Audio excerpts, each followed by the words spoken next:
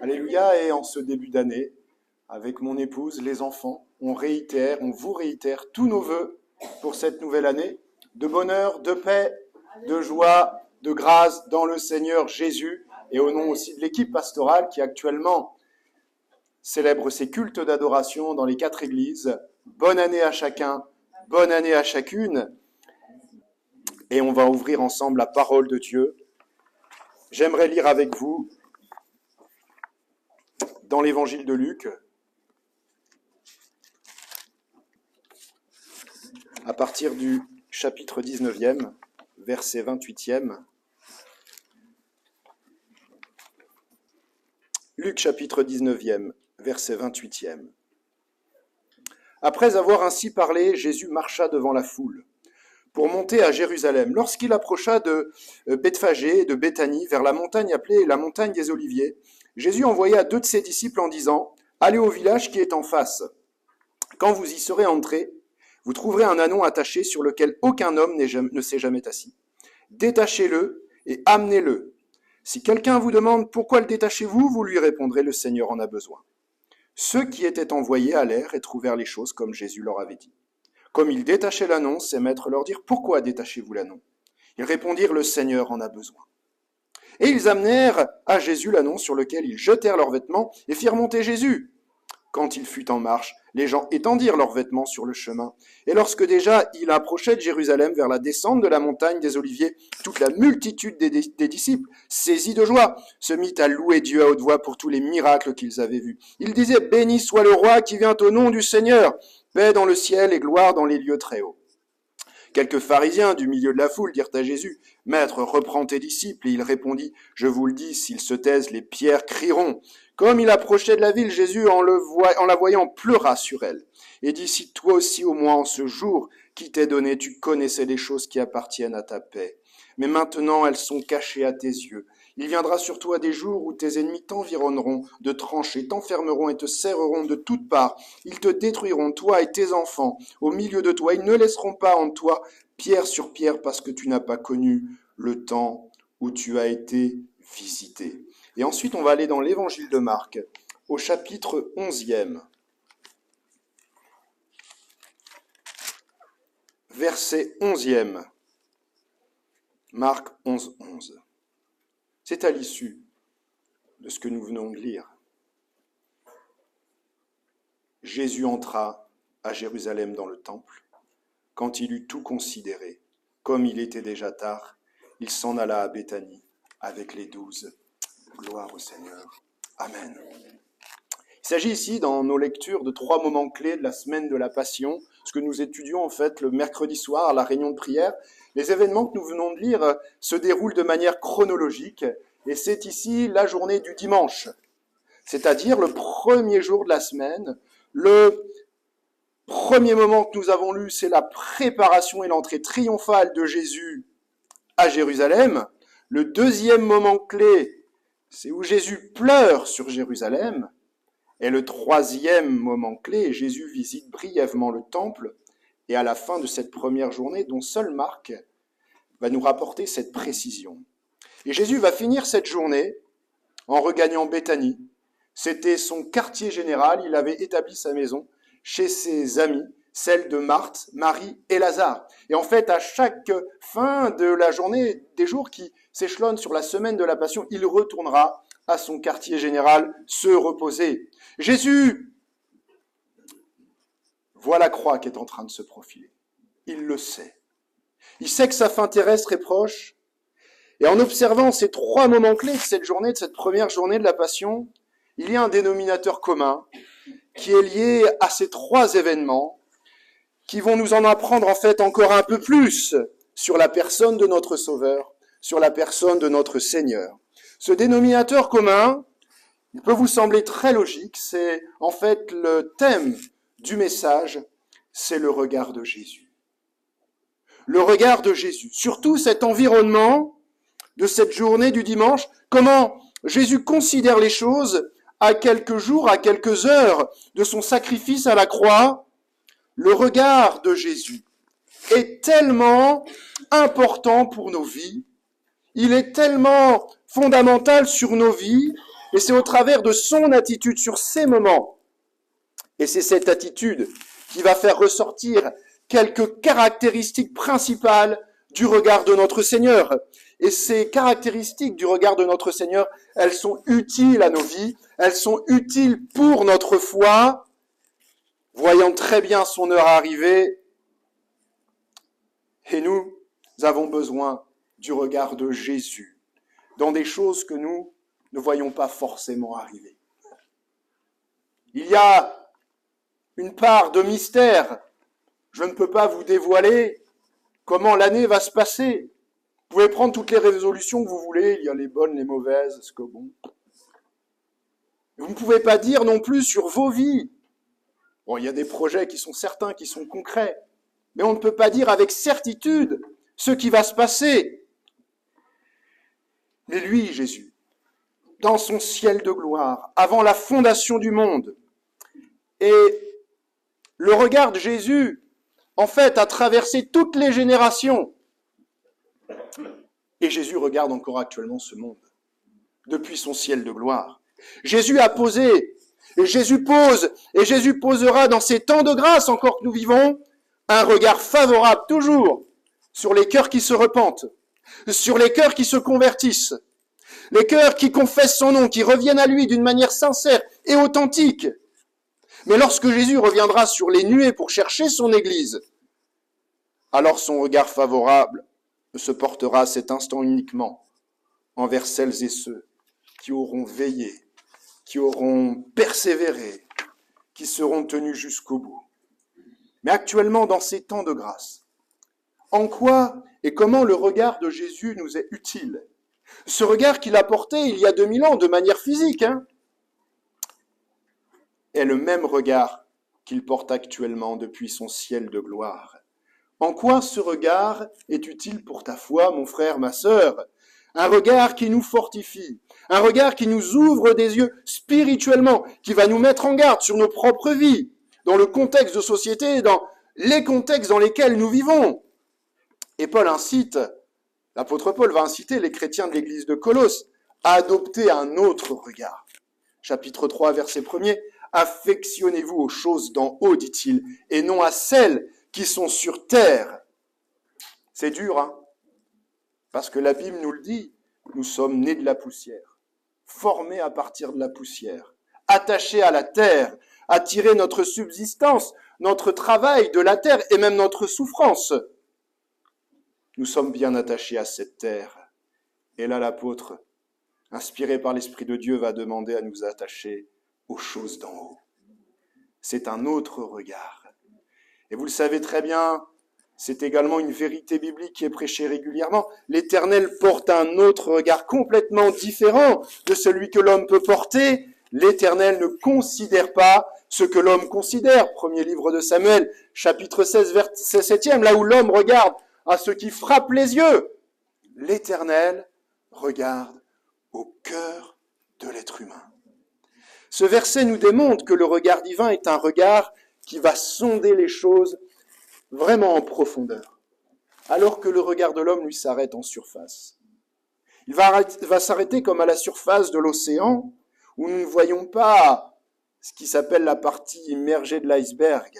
On voit que le gros glaçon qui apparaît, mais qui est petit par rapport à ce qui peut être sous les eaux. Et nous avons beaucoup de mal à considérer les choses invisibles.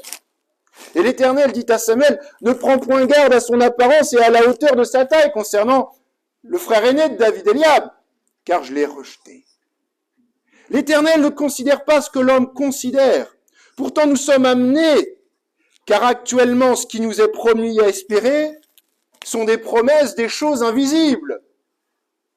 Ceux qui attendaient le Messie, avant la période de la naissance de Jésus, espéraient très fort dans une promesse qui leur était encore invisible. Et c'est devenu visible, c'est devenu concret, et pourtant, la Bible nous montre que ce qui était concret, ce qui était palpable, ce qui était visible, les hommes l'ayant rejeté, les hommes ont fini par être déçus. Celui qui venait pour sauver l'humanité n'avait rien pour attirer les regards. Et le Saint-Esprit Une promesse invisible de Dieu annoncée par le prophète Joël et vécue là encore de manière concrète par les disciples à la Pentecôte. Jean chapitre 3, verset 8 nous donne cette indication. Regardez, le vent souffle où il veut. Tu l'entends, mais tu ne sais pas d'où il vient ni où il va. Et ils ont vécu ça de manière palpable à la Pentecôte. Le ministère terrestre de Jésus est pour cela très intéressant, utile pour notre foi, parce que Jésus, tout en étant parfaitement Dieu, parfaitement homme, il va nous amener à considérer le monde invisible. Il va révéler une part de ce monde invisible, et je pense que quelques-uns de ses disciples, à qui il a été donné de voir une part de ce qui nous est annoncé, et à eux, cela leur a été rendu visible, et ça les a fortifiés dans leur foi, je pense, et on a tous des exemples en tête, la transfiguration, les visions que l'apôtre Paul pouvait avoir, la conversion même de l'apôtre Paul qui va voir Jésus dans son corps glorieux, la révélation de l'Apocalypse à l'apôtre Jean, qui est quelque chose de glorieux. Que notre foi ce matin soit littéralement dynamitée. Dynamitée grâce au regard de Jésus et à ce qu'il nous amène à regarder. Le regard de Jésus sur le monde actuel va posséder 3 grandes caractéristiques, c'est les dénominateurs communs, le regard de Jésus sur nos 3 récits, et qui laisse apparaître sur ces 3 moments clés de cette journée du dimanche. Premièrement, son regard est omniscient. Le regard plein de sagesse de notre Seigneur, celui qui sonde avec sagesse, avec profondeur, doit nous amener, doit nous fortifier dans notre foi. Regardons le verset 30. Dit-il aux disciples, « Allez au village qui est en face. Quand vous y serez entrés, vous trouverez un ânon attaché sur lequel aucun homme ne s'est jamais assis. Détachez-le et amenez-le. » Pouah, quelle précision chirurgicale! Ça, c'est la préparation de l'entrée de Jésus à Jérusalem. Si les yeux de notre Seigneur n'avaient pas discerné davantage de choses que ceux du commun des mortels, comment aurait-il pu assurer à ses disciples qu'ils trouveraient un ânon attaché en un lieu très précis? Par la foi, mais Jésus parlait comme quelqu'un d'omniscient. La distance n'existe pas pour le regard de Dieu. Un regard omniscient et omniprésent sur nos cœurs, sur l'Église elle-même, sur son Église et sur le monde qui nous entoure. Nous avons exactement la même scène semblable quelques jours après, lors de la préparation de la Pâque dans l'évangile de Luc. Regardez le détail, chapitre 22, verset 10, lorsqu'il envoie ses disciples préparer le repas. Voici quand vous serez entrés dans la ville, vous rencontrerez un homme portant une cruche d'eau, suivez-le dans la maison où il entrera. Et vous direz au maître de la maison, le maître te dit, où est le lieu où je mangerai la Pâque avec mes disciples? Et il vous montrera une grande chambre haute meublée, c'est là que vous préparerez la Pâque. Quelle précision chirurgicale! Un regard omniprésent, omniscient en tout lieu. Et c'est ce regard que l'homme sans Dieu, que l'homme pécheur tente de fuir, puisque dans le livre de la Genèse et la chute de l'être humain, les premiers hommes, quelle fut l'une des premières réactions d'Adam et Ève? Exactement. Après avoir pris conscience qu'ils étaient nus. Ils ont fait des feuilles de figuier, mais ils se cachèrent, nous dit la Bible, ils se cachèrent loin de la face de l'Éternel, au milieu des arbres du jardin. Mais Dieu, dont la voix parcourait le jardin, trouva Adam, trouva Ève, et il révèle ce qui était caché. Un regard de précision chirurgicale sur la détresse, sur la souffrance du cœur de l'être humain. Le prophète Daniel, dans un autre contexte, aura cette parole, chapitre 2, verset 22, il révèle ce qui est profond et caché, il connaît ce qui est dans les ténèbres, et la lumière demeure avec lui. Jésus connaît dans le détail la situation de nos cœurs. Il révèle l'anomalie. Il y révèle la souffrance.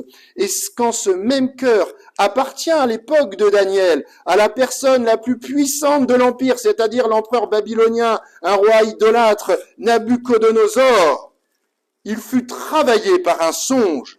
Et Daniel, avec l'aide de l'omniscience de Dieu, de la sagesse de Dieu, va révéler le songe, qui était celui d'une statue, qui apparaissait pour être solide dans le métal, dans le haut du corps, avec de l'or, avec du fer, des métaux précieux, mais aux pieds d'argile, révélant la faiblesse, les différents royaumes qui allaient succéder à ce roi après son règne, qui se croyait éternel. Et Daniel dit, il y a dans les cieux un Dieu qui révèle les secrets. Et notre Dieu porte à notre connaissance les secrets de notre cœur. Afin d'être fortifié dans notre foi, il est indispensable d'avoir le regard de Dieu, de marcher non seulement avec la connaissance, pas seulement avec la connaissance seule, mais également avec la révélation divine, avec la révélation de Dieu. La connaissance seule ne suffit pas. La connaissance, vous pouvez connaître toute la Bible, ça ne fait pas tout. Il nous faut la révélation et apprendre à marcher avec la révélation de Dieu en plus de la connaissance. Et la révélation, c'est connaître une information de quelque chose qui est encore caché. Et la révélation, c'est véritablement ce qui déchire les voiles de ce qui pouvait y avoir devant nos yeux, de ce qui pouvait y avoir devant les cœurs. Parce qu'en fait, l'ennemi cherche à nous cacher telle ou telle chose. Il cherche peut-être à cacher en ce début d'année une bénédiction. Il cherche peut-être très certainement à cacher dans vos vies une guérison, une révélation particulière. Mais si nous gardons l'intimité avec Dieu, en fait, ce qu'un homme comme Daniel avait véritablement, est-ce que Jésus était un modèle d'intimité avec le Père? Et si nous gardons cette intimité, alors Dieu nous permet d'acquérir la révélation.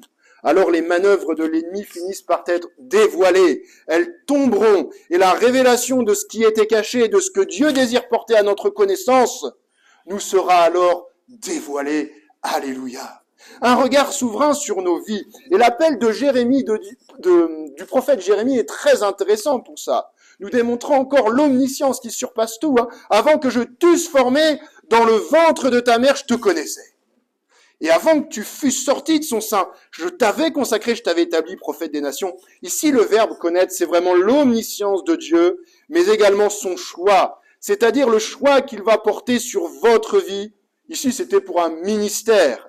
Mais cela nous démontre la souveraineté de Dieu dans son regard sur nos vies. C'est-à-dire qu'il n'y a pas de hasard. Et vous savez, ce verset doit faire du bien à nos cœurs. Ce verset doit être un verset qui travaille à la restauration dans ce monde, même de personnes qui ne sont pas là ce matin, mais qui pourraient être là et seraient restaurées parce qu'ils se posent beaucoup de questions sur leur identité.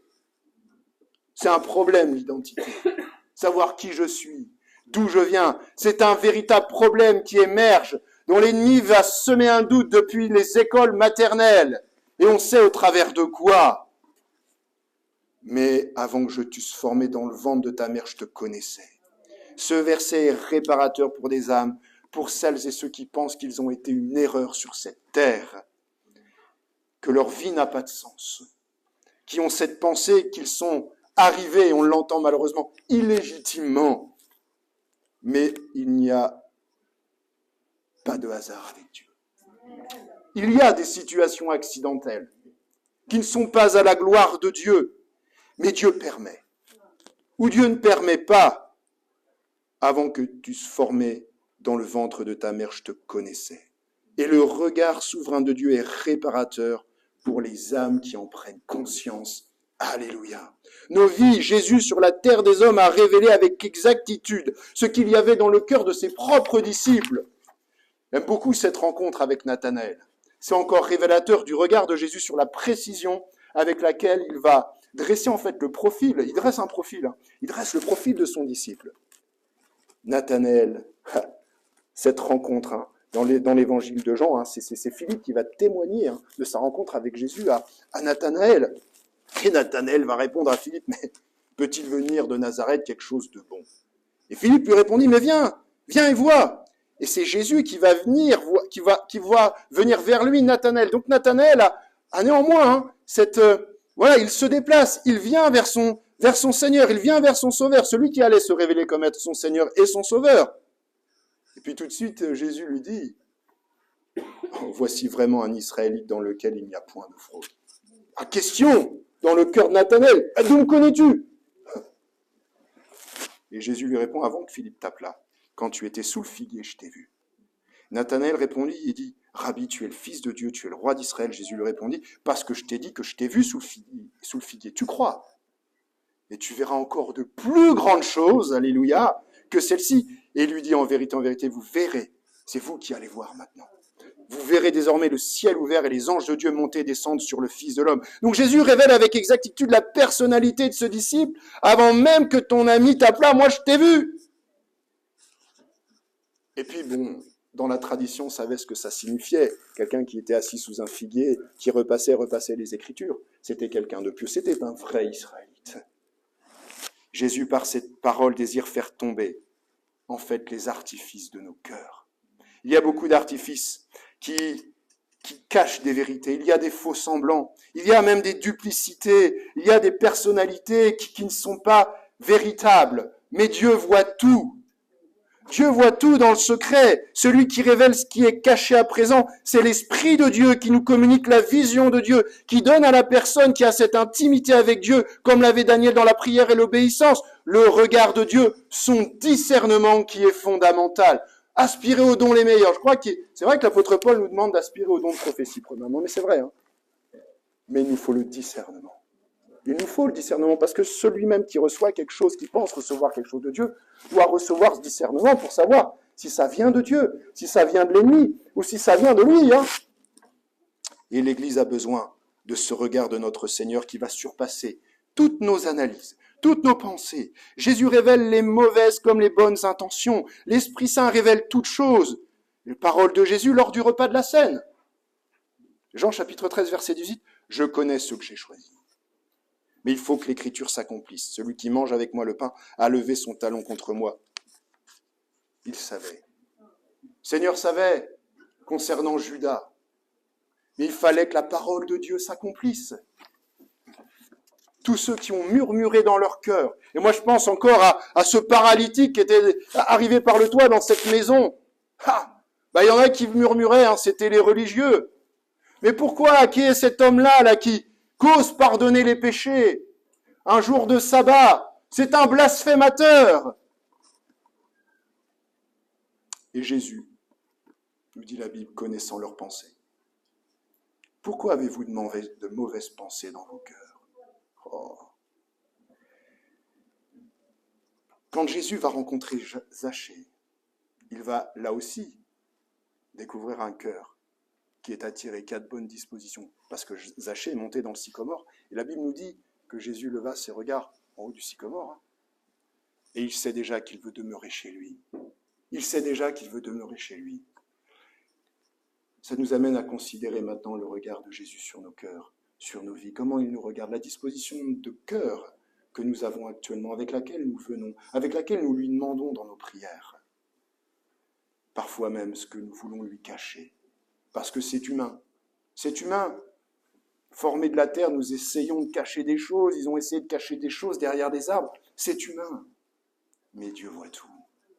Et Dieu voit tout. Et il veut faire tomber les artifices de ton cœur ce matin. Néanmoins, n'oublions pas que le regard de Jésus, c'est la deuxième caractéristique. Oh là là, je dois le retourner. C'est un regard d'amour et de compassion sur nos vies. Verset 41, comme il approchait de la ville de Jérusalem, Jésus, en la voyant, pleura sur elle. Une version dit, c'est la version Semeur, qui va insister encore plus dans sa traduction sur la portée de la compassion du regard que Jésus a sur cette ville. C'est-à-dire Jésus l'embrassa du regard. Jésus pleura sur elle. Nous avons ici, dans le Nouveau Testament, plusieurs, comme c'est beaucoup dans la langue grecque, de définitions pour un même verbe. Et c'est le cas du verbe pleurer. Mais quand Jésus pleure sur Jérusalem, vous pouvez traduire « Jésus pleura à chaudes larmes ». Et là, ça concerne son peuple. Ça concerne le peuple d'Israël. C'est des pleurs de Jésus avec des cris comme pouvait pleurer un enfant. C'est une forme très expressive de la part de notre Seigneur qui en dit long sur son amour et la compassion qu'il a pour les âmes qui le rejettent et qui s'égarent.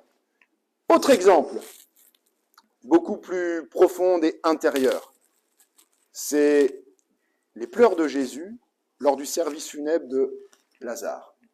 Et là, vous avez le verset le plus court de la Bible, vous le connaissez, Jésus pleura. La définition du verbe pleurer n'est pas la même, c'est Jésus versa des larmes silencieuses. Jésus pleura intérieurement. Jésus va pleurer et ses pleurs, à contrario des pleurs sur Jérusalem, vont nous dévoiler une autre facette du regard de Jésus sur une situation qui est affligeante, parce que Jésus pleure avec ceux qui pleurent, de manière intime, de manière beaucoup plus profonde, des pleurs intérieures, une situation qui est intériorisée et qui montre qu'en fait il compatit de manière très profonde à nos souffrances. Et ce matin, peut-être à ce que tu vis, peut-être tu n'en as rien à faire de la nouvelle année parce que tu es resté dans ta souffrance. Bien, Jésus pleure avec toi de manière très profonde. Il compatit à ta souffrance.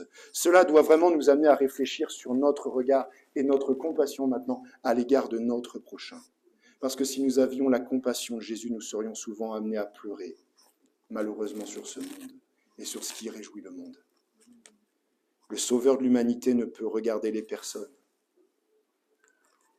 Marthe, Marie, ne peut regarder les lieux, Jérusalem, que sous la perception de la relation qu'ils ont avec lui. Et Jésus a pleuré avec pudeur d'une manière certaine.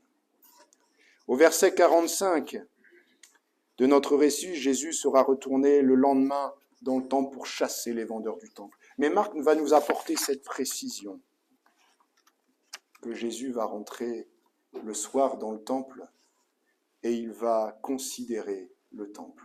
C'est bref. Et l'heure est tardive et après il repart à Béthanie. Ça va nous apporter la troisième caractéristique sur le regard de Jésus. C'est un regard de notre Seigneur que nous ne pouvons pas nier, c'est celui et celle d'un regard d'affliction. Un regard d'affliction, on l'a même au verset 44 de notre premier récit, « Ils te détruiront, toi et tes enfants, au milieu de toi, ils ne laisseront pas en toi pierre sur pierre parce que tu n'as pas connu le temps où tu as été visité. » Puis Marc chapitre 11, verset 11, Jésus entra dans le temple de Jérusalem quand il eut tout regardé, quand il eut tout considéré. Et on imagine le cœur lourd de Jésus quand il va prononcer ces paroles solennelles, parce que la Bible nous dit qu'il ne veut qu'aucun ne périsse, mais que tous soient sauvés, parviennent à la vie éternelle. Mais à cause de l'incrédulité, à cause de la dureté, du rejet même de sa compassion, qui lui a fait verser des larmes, ça ne l'empêchera pas de lancer ces paroles. Il y a deux jugements. Il y a un jugement immédiat, qui ne va pas, je l'appelle immédiat, il n'est pas tout à fait immédiat parce que c'est le lendemain en fait que Jésus va chasser les changeurs, le trafic du temple. Et c'est un jugement encore, et on y voit la compassion de notre Seigneur qui aura lieu 40 ans plus tard, lorsque 40 ans après, le temple de Jérusalem sera détruit en l'an 70. On voit encore que même au travers des paroles de jugement, Jésus use de patience et de compassion. Il aurait pu le faire tout de suite, Il s'est écoulé 40 ans. Mais regardons au travers du jugement annoncé, le délai, il y a le délai de la prophétie. Mais le Seigneur même, dans ses jugements, a toujours usé de patience au cours de la parole de Dieu. Regardez tous les jugements. Il a toujours prévenu, il a toujours laissé un temps d'attente, afin que les hommes, les femmes puissent revenir à lui, puissent se repentir. Et puis Marc, quand il eut tout regardé, eh bien, pourquoi Jésus n'a-t-il pas exercé son jugement aussitôt le soir après ce qu'il a vu dans le temple? Parce que la situation du temple le soir, elle n'avait pas changé de la situation qu'il allait voir le lendemain. Avant même de rentrer dans le temple, Jésus savait ce à quoi il allait assister. Mais c'est très important parce que Jésus est sur l'esplanade du temple et là, son regard, il est très important. Jésus n'est pas là pour prier, Jésus n'est pas là pour faire des sacrifices, Jésus n'est pas là pour enseigner, Jésus vient inspecter. Il vient inspecter. Pourquoi Jésus a-t-il dû examiner le temple alors qu'il savait très bien? En fait, son action, c'est ce qu'on a vu à une réunion de prière. Son action n'est pas tributaire d'une émotion, d'un sentiment passager, mais il faut la considérer dans le regard de notre Seigneur en inspectant le temple un soir et en remettant au lendemain son verdict. Et Jésus est maître de toutes choses. Jésus est souverain encore sur toutes choses. Jésus remet son jugement le lendemain et ce jugement en pleine journée aura davantage d'impact. Et bien souvent, notre regard, nos émotions, nous font agir dans la précipitation. Jésus exprime un regard qui est maître de toutes choses, même sur les circonstances qui semblent les plus affligeantes. Le regard de Jésus est maître sur toutes les circonstances de ton cœur. Son regard est souverain. Je t'invite ce matin à ne pas te précipiter également si tu devais prendre une décision. Peut-être que ta décision est la bonne, mais que tu veux la prendre de manière précipitée. Jésus t'invite encore peut-être à attendre un moment. Le regard, il considère, ce regard, c'est un regard d'attention, il regarde avec attention. Eh bien, ayons le même regard d'attention. Et là, Jésus fait preuve d'une maîtrise incomparable, c'est la maîtrise de soi, alors qu'il y a quelque chose d'affligeant, il y a les changeurs, il y a toutes ces saletés dans le temple qui sont devant ses yeux. Mais Jésus, avec maîtrise de soi, les considère. Je reviendrai demain. Je reviendrai demain et demain la purification aura lieu. Dans la situation qui t'afflige, es-tu capable de la regarder avec maîtrise? Dans la situation qui te bouscule, es-tu capable de la vivre avec une maîtrise de soi, ce qui est en fait une composante du fruit de l'esprit? C'est cette chose à laquelle nous encourage et nous incite à faire le regard de Jésus sur ce qui est en train de se passer dans le temple. Je ne sais pas ce que tu traverses, la décision que tu vas devoir prendre cette année. Alors là, on parle de résolution. Peut-être qu'il y en a qui voulaient vraiment mettre en place des vraies résolutions. Jésus nous invite à considérer les choses. À considérer les choses. Peut-être avec plus de maîtrise, plus de patience. Mes frères, et ça c'est Jacques qui parle, regardez comme un sujet de joie complète. Un sujet de joie complète. Les diverses épreuves auxquelles vous pouvez être exposés, sachant que l'épreuve de votre foi produit la patience. Mais il faut que la patience accomplisse parfaitement son œuvre, afin que vous soyez parfaits et accomplis sans faillir en rien. Jésus n'a jamais failli. Ce matin, sur ce qui afflige peut-être votre cœur, vont nous inspirer des caractéristiques du regard de Jésus. Comment il a considéré toutes ces choses. C'est pas évident, parfaitement Dieu, parfaitement homme, il savait le combat qu'il allait mener sur la croix, puisqu'il a souffert physiquement, il a souffert moralement, il savait ce qu'il attendait. C'est pas évident de regarder avec un regard comme ça. Nous regardons quand nous sommes ébranlés. Comment nous regardons les situations autour de nous. Nous ne les regardons pas avec le même regard que quand tout va bien. C'est dur ce que nous demande le Seigneur. Mais inspirons-nous de son regard, le regard de Jésus. Que le regard de Jésus soit sur votre vie, soit sur notre vie en ce début d'année, quelles que soient les circonstances, que sa grâce vous accompagne et que le nom du Seigneur soit béni. Amen. On va incliner nos fronts. Celles et ceux qui ont besoin de la grâce de Dieu peuvent se lever. On va prier ensemble. Celles et ceux qui ont besoin d'un renouvellement.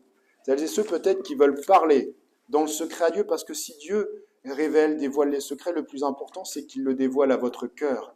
Ayons cette sincérité dans la prière devant Dieu, de lui remettre des choses que nous ne lui avions peut-être pas remises. Et Dieu accepte l'offrande de nos lèvres, il accepte l'offrande de notre cœur.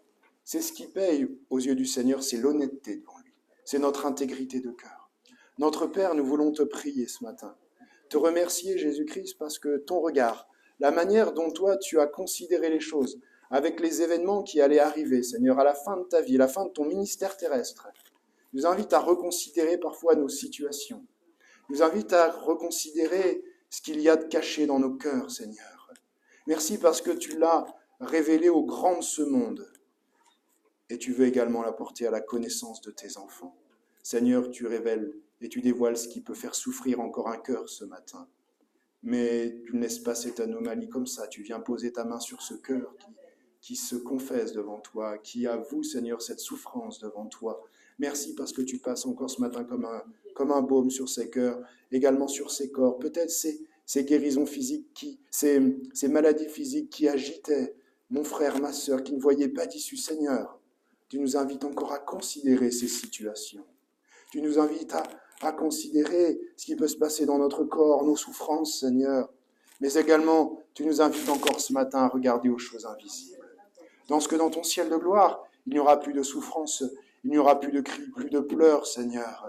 Mais nous célébrerons les noces de l'agneau ensemble, avec ces récompenses célestes qui nous attendent. Merci Seigneur maintenant de poser ta main pour cette année sur le corps souffrant de mon frère, de ma sœur, Seigneur, de sécher les larmes, peut-être qui étaient en train de couler maintenant, parce que tu nous invites à reconsidérer beaucoup de situations.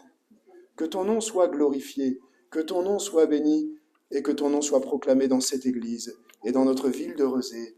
Amen. Alléluia.